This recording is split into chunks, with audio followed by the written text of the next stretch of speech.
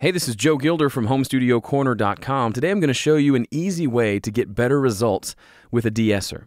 Here we've got a lead vocal from my most recent album, and let's take a quick listen to this. God in three persons, blessed Trinity. So this is a pretty good example of a fairly sibilant vocal. Now I will say I probably should have messed with mic placement a little bit more before laying down these vocals because they are pretty sibilant, and that is an issue that you can address with better mic placement. I'll cover that in another video.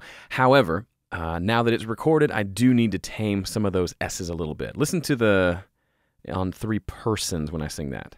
God in three persons. Okay, that S is pretty harsh, and in the context of the full mix, it'll chop your head off just a little bit.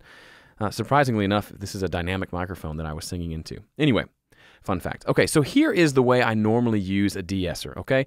This is the DeEsser from Waves, and I'll slap it on the track, and I'll hone in that frequency. I'll use the sidechain function to just hone in and find that sibilant frequency. In this case, it's around 7,800 hertz.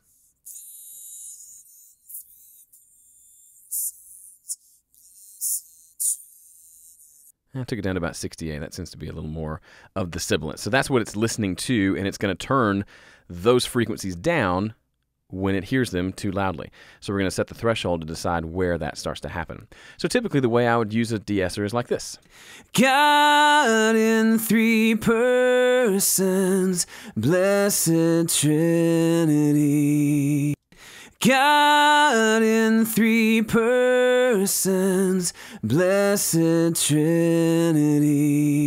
And the problem is, yes, we're doing some de-essing, okay? It's taking care of the sibilants a little bit, but it's not enough. But my kind of default mode, and a lot of people work this way, is you look at this attenuation meter and you see maybe 3 dB of attenuation and you just think in your mind, okay, that's plenty, let's move on. And I actually came back to this mix several times and was still not happy with the sibilant on the lead vocal. And the reason was I simply didn't use enough de-essing.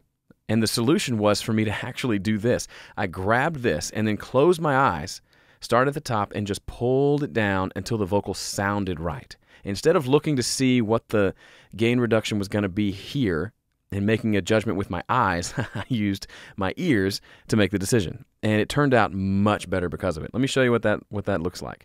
So I'm going to start playback, and I'm just going to pull this down until it sounds right to me. God in three persons, blessed Trinity. Okay, so that's probably a little too much. It sounds like I have a lisp. So now I'm going to dial it back up.